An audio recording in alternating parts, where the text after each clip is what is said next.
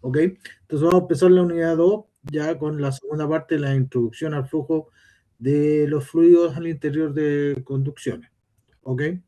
Entonces vamos a ver ya la última parte de todo lo que necesitamos saber para meternos de lleno a las cañerías.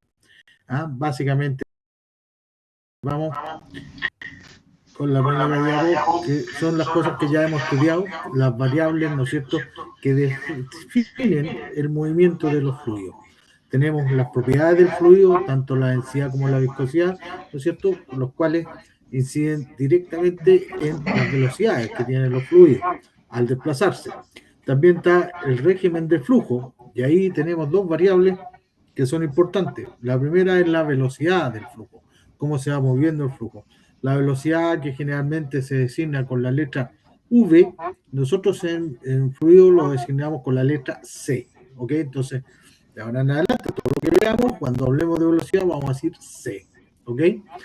Y está el caudal del fluido. El caudal vimos que los flujos, ¿no es cierto?, podían ser másicos, volumétricos, ¿no es cierto?, y que son los más importantes, pero los otros son los caudales, ¿no es cierto?, de los moles, de las moléculas. Pero nosotros trabajamos acá con caudales másicos, masa, básicamente el fluido va a tener una masa, por lo tanto es masa que se está desplazando, y volumétrico porque tiene un volumen, que es el que se desplaza, ¿ok? Entonces, esos son los dos regímenes de flujo. Después tenemos los parámetros de estado de flujo, y ahí uno importantísimo que hemos estudiado al principio cuando vimos la hidrostática es la presión, ¿ok? Los fluidos para desplazarse requieren de cierta presión, ¿ya? Para poder moverse. Entonces es fundamental la presión para el flujo del fluido.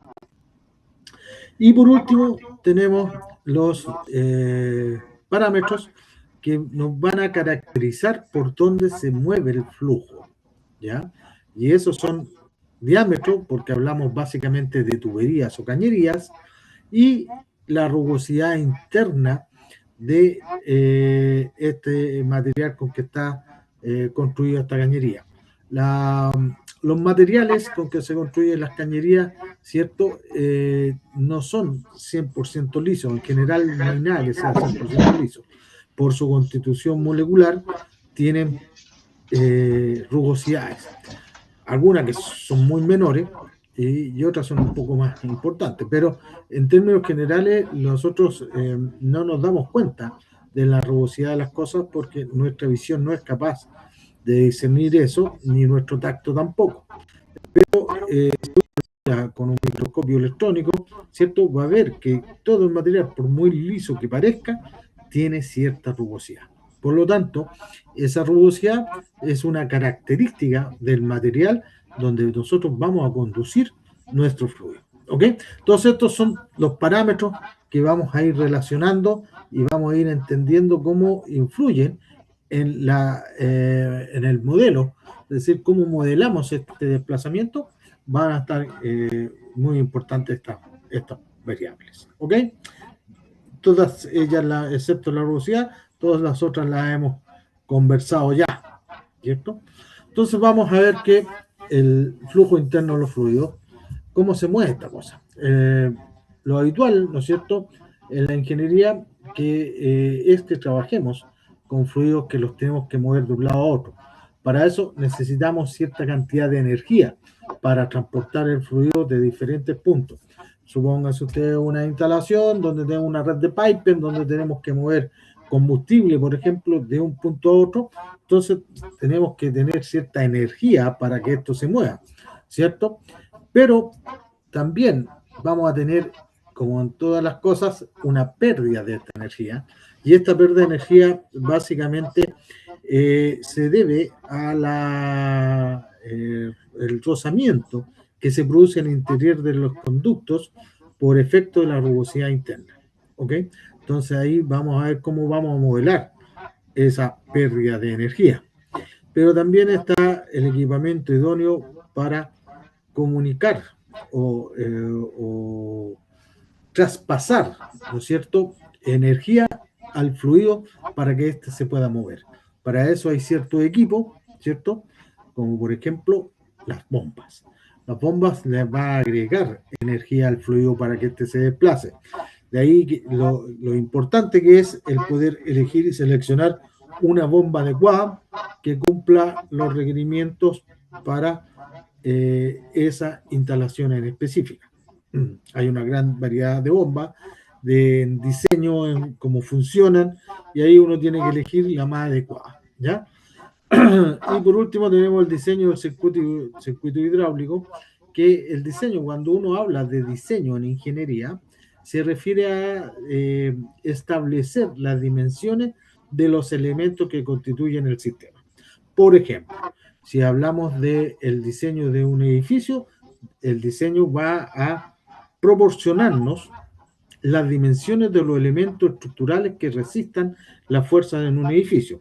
En el caso de las tuberías, la forma, ¿no es cierto?, depende básicamente del diámetro de la tubería. Entonces, el diseño de un sistema hidráulico en base a tubería consiste en determinar los diámetros del sistema. ¿Ok? Entonces, esas son las cosas importantes que debemos tener claro y que las vamos a ir estudiando paso a paso dentro de este curso antes de entrar de lleno al diseño en tuberías. Entonces, quedamos que el flujo de los fluidos se produce por un movimiento donde circula el fluido, pero la condición fundamental es que no se debe alterar las propiedades físico-químicas. O sea, el fluido debe ser constante, sus propiedades físico-químicas. No van a cambiar, se van a desplazar, pero no van a cambiar. ¿Ok? Entonces, ¿cómo ocurre este desplazamiento? Bueno, debido a la acción de fuerzas externas que lo están impulsando. Pero, como lo comentamos, esta fuerza, ¿cierto?, encuentran una resistencia al movimiento debido a la resistencia interna del fluido, que está dada por la viscosidad, que son las fuerzas viscosas que impiden que una partícula se desplace sobre la otra, y la acción exterior sobre los fluidos, por ejemplo, rozamiento, las fuerzas de roce en los conductos. Entonces, los tipos de fluido, vamos a tener un fluido interno, que es el interior de las conducciones, donde va la tubería, ¿cierto? Y el fluido externo es alrededor de cuerpos sólidos, sedimentación, filtración y cosas de ese tipo. Nosotros lo vamos a dedicar al flujo interno, ¿ya?